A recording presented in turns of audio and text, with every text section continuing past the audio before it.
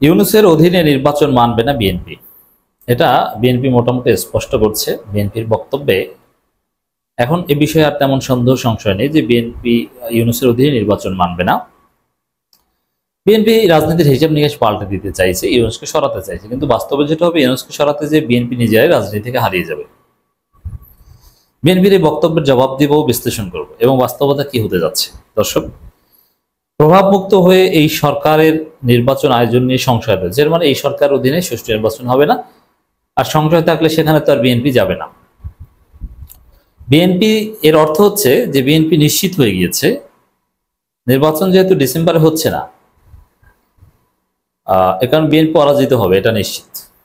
আর BNP পরাজিত হবে কথা আমরা আগেই বলে আসছি যে বিএনপি ভোটে হারবে, জিতবে জামাত চরমোনাই এনসিপি জোট, বিএনপি জিততে পারবে না। বিএনপি নির্বাচনে পরাজিত হবে, হারবে। এজন্যে তারা বলবে যে না, এই সরকার অধীনে সুষ্ঠু নির্বাচন হবে না, আমরা নির্বাচনে যাব না। নির্বাচন বর্জনও করতে পারে, বিভিন্ন জায়গায় ছাত্র সংখ্যা নির্বাচন, এগুলো ছাত্রদল বর্জন করবে, কারণ তারা 40,000-এর মধ্যে 250 ভোটও পাবে না, তারা বর্জন করবে। তো বিএনপি কিন্তু আবার সে বর্জনের দিকে যাচ্ছে, তাদের চিন্তায় দর্শনে আমি সেই লক্ষণ পাচ্ছি। এখন চিন্তা করেন, আওয়ামী লীগ আমলে নির্বাচন বর্জন করাটাই ছিল সঠিক, বর্জন করে বিএনপি টিকে আছে। 18 সালে বর্জন করতে পারে নাই বলে বিএনপি 5 বছরের জন্য ধৈর্য হয়ে বসেছিল। এজন্য দেখেছেন যে 18 সালের সেই রাতের নির্বাচনের পর থেকে 23 সাল পর্যন্ত, 23 সাল 28 অক্টোবর পর্যন্ত কোনো হরতাল অবরোধ দেখেছেন বাংলাদেশে? কিচ্ছু হয়নি, একদম নির্বিঘ্নে 4.5 বছর দেশ চালিয়েছে, 4.5 বছরের বেশি সময় দেশ চালিয়েছে আওয়ামী লীগ। নির্বাচন বর্জনের মধ্য দিয়েই সফলতা ছিল হাসিনা আমলে। কিন্তু বিএনপি এখন যেহেতু ওই নির্বাচন বর্জন কেন্দ্রে চিন্তা ভাবনা করছে, বিএনপি যদি এটা করে তাহলে রাজনীতি থেকে একদম হারিয়ে যাবে, এই বিএনপি আর উঠে দাঁড়াতে পারবে না।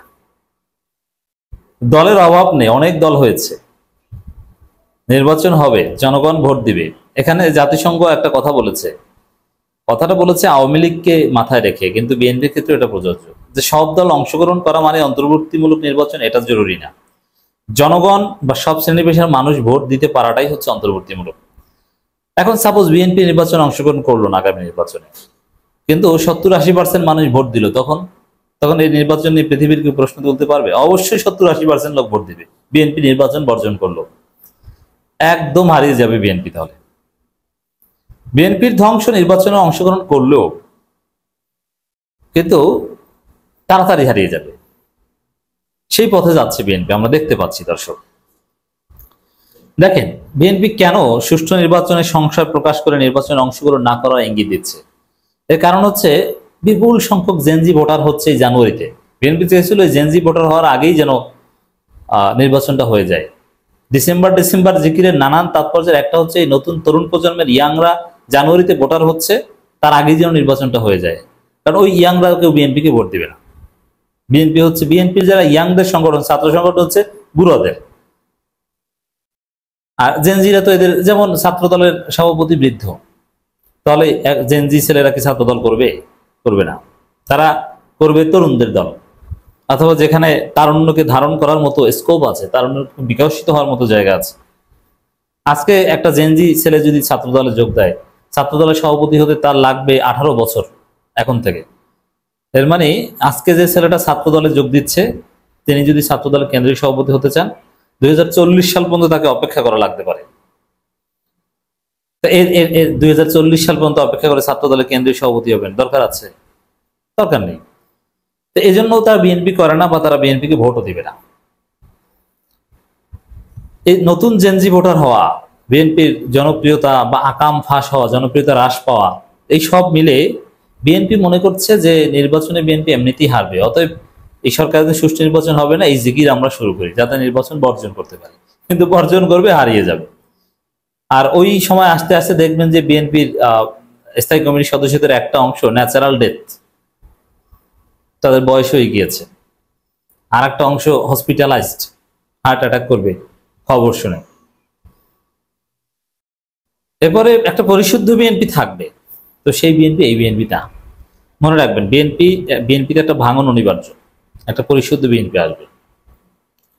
বিএনপি স্থায়ী কমিটির সদস্য আমির খসরু মাহমুদ চৌধুরী বলেছেন, বেশিরভাগ রাজনৈতিক দল ডিসেম্বরে নির্বাচনের জন্য মতামত দিলেও যাদের প্রভাবে নির্বাচন এপ্রিলে নেওয়া হয়েছে তাদের প্রভাবমুক্ত হয়ে এই সরকারের নির্বাচন আয়োজন নিয়ে সংশয় রয়েছে।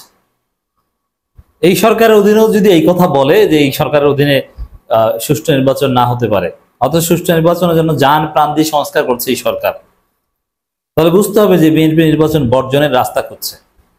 নিশ্চিত পরাজয় জেনে এখন উল্টো পাল্টা কথা বলছে। এটা হচ্ছে এই বিএনপির এই বক্তব্যের তাৎপর্য। তিনি আরো বলেন, ইতিমধ্যে প্রক্রিয়া অনেক দূর এগিয়েছে, ফেসিবাদের বিচার কার্যক্রমও চলছে, সংস্কার প্রক্রিয়ার কথা বলছেন। সেক্ষেত্রে ডিসেম্বরের আগে নির্বাচন আয়োজন সম্ভব।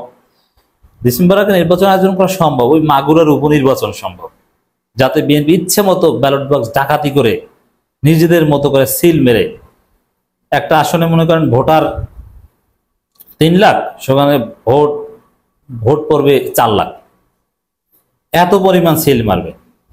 দেখেছেন না, নিজস্ব দলীয় কাউন্সিলেই ভোটার হচ্ছে কাউন্সিলর ছিল 33টা, ভোট পড়েছে 39টা। এর মানে ভোটারদের চাইতে ভোট বেশি পড়ে এটা বিএনপি আভ্যন্তরীণ কাউন্সিলও। জাতীয় নির্বাচনে যে তারা কি করবে আর ডিসেম্বরে কেমন নির্বাচন সম্ভব একটু ধারণা দিলাম। ডিসেম্বরের আগেই নাকি সম্ভব, ডিসেম্বরেও না। সিংহভাগ রাজনৈতিক দলের মতামতকে গুরুত্ব না দিয়ে এমন সিদ্ধান্ত সুষ্ঠু নির্বাচনে সংশয় তৈরি করছে বলে মন্তব্য করেছেন আমির খসরু। পাশাপাশি এই পরিস্থিতি দেশের রাজনীতিতে গভীর সংকট তৈরি করতে পারে বলে উদ্বেগ প্রকাশ করেন। মানে এর অর্থ হচ্ছে যে তারা নির্বাচন বর্জন করবে। আর সিংহভাগের যে কথা বলছে এটা ভুল। এই সেম কথা কিন্তু এটা আওয়ামী লীগের থিওরি ছিল। আপনাদের নিঃসন্দেহে মনে আছে আওয়ামী লীগ কি দেখাতো, যেমন বিএনপি জামাত নির্বাচন বর্জনের কথা বলতো, যে নাই নির্বাচন বর্জন করি আমরা। বিএনপি জামাত চরমোনাই নির্বাচন বর্জন করতো। আর আওয়ামী লীগ দেখাতো যে না, 2-1টা দল নির্বাচন বর্জন করেছে, কিন্তু অধিকাংশ দল নির্বাচনে অংশগ্রহণ করেছে। এই যে দেখেন 43টা দল অংশগ্রহণ করেছে, রেজিস্টার্ড পলিটিক্যাল পার্টি 39টা, তার মধ্যে 35টা নির্বাচনে অংশগ্রহণ করেছে। এভাবে সংখ্যা দেখাতো আওয়ামী লীগ, কিন্তু বাস্তবে কি ছিল? এবং ইসলামী দল দেখাতো, এই দেখেন আমাদের সাথে ইসলামী দল 46টা। তাহলে বিএনপির সাথে কেউ আছে নাকি? আছে শুধু জামাত, রাজাকার। এগুলো আওয়ামী লীগ বলতো। এখন ওই থিওরি এখন বিএনপি ধরেছে, কিন্তু বাস্তবতাটা কি দেখেন। সাপোজ আওয়ামী লীগের যুক্তি খণ্ডন করলেই বিএনপিটা খণ্ডন করা হয়, যেহেতু একই থিওরি। হ্যাঁ, আওয়ামী লীগ দেখাতে পারতো যে তাদের নির্বাচনে এই কটা দল অংশগ্রহণ করছে, রেজিস্টার্ড 39টার মধ্যে 35টা, কিন্তু বাস্তব কথা হচ্ছে যে 35টা অংশগ্রহণ করছে, ওই 35টা মিলে ওই 35টা দলের যে ভোট আছে অথবা যতজন জনগণের প্রতিনিধিত্ব করে তার চাইতে বিএনপি একা কয়েক গুণ বেশি জনগণের প্রতিনিধিত্ব করে, জামাতকে বাদ দিয়ে দিলাম। সেম এখন বিএনপি বলছে যে আমাদের সাথে আরো 7টা দল আছে নির্বাচন চায়। বাস্তবে হচ্ছে যে ওগুলো তো ভাই কোনো দলের মধ্যে পড়ে না, জনগণের প্রতিনিধিত্ব করে, সিংহভাগ জনগণের প্রতিনিধিত্ব করে জামাত, চরমোনাই, এইসব বড় বড় দল। তারা কেউ ডিসেম্বর নির্বাচন চায় না। এনসিপি, জামাত, চরমোনাই, এনসিপি কে মিলালে 70% জনগণের প্রতিনিধিত্ব করে এখন। এর মানে বাস্তব হচ্ছে আপনারা যাই বলেন, প্রায় 70% মানুষ ডিসেম্বর নির্বাচন চায় না। হয়তোবা আপনাদের 20% চাইতে পারে, আর 10% মানুষের কোনো সে নাই এই বিষয়ে। তা আপনারা সিংহভাগের নামে মিথ্যাচার করছেন।